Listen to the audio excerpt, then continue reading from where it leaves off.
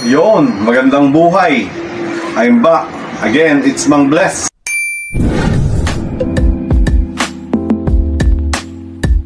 Para sa Real Talks.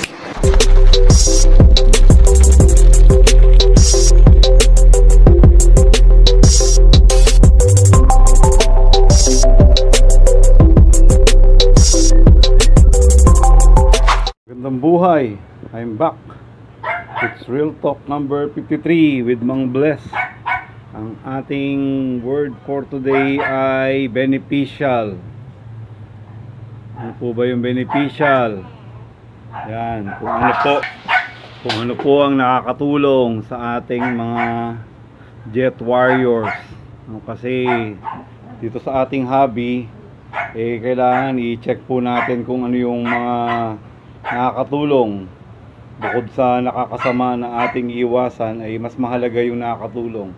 Lalong-lalo na po ngayon napapanahon dahil malapit na ang derby, palayo na ang training. Yan, check po natin, no?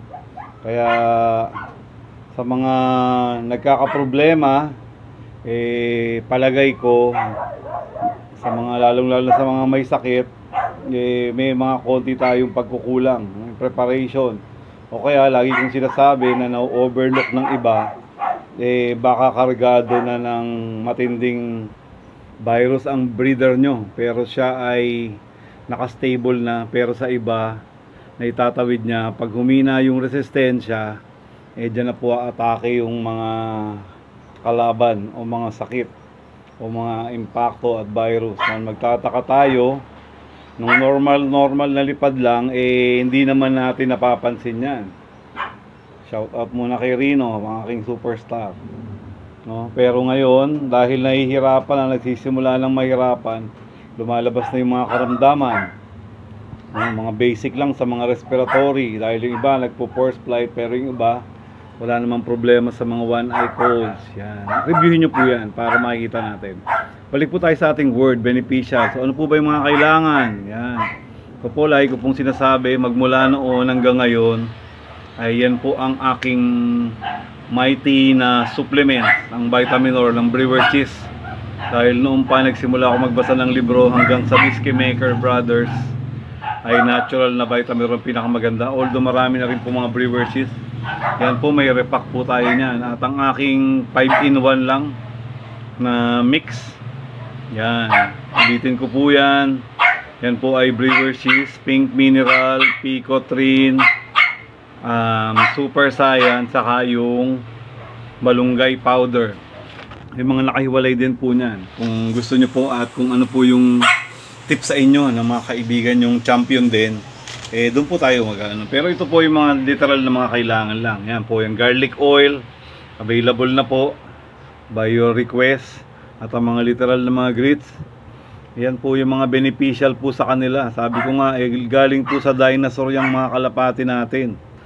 Sila po ang mga second generation ng mga million na years ng dinosaur. Kaya magagulat po tayo, matitibay ang kanilang sa mga bato. Di kagaya ng iba yan, mas dagdag pa yan sa panunaw nila.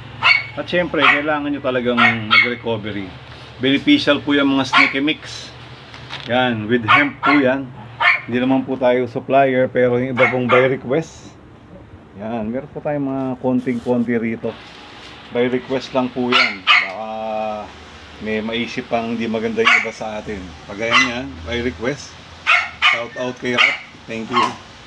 Yan, mga sunflower, mga individual.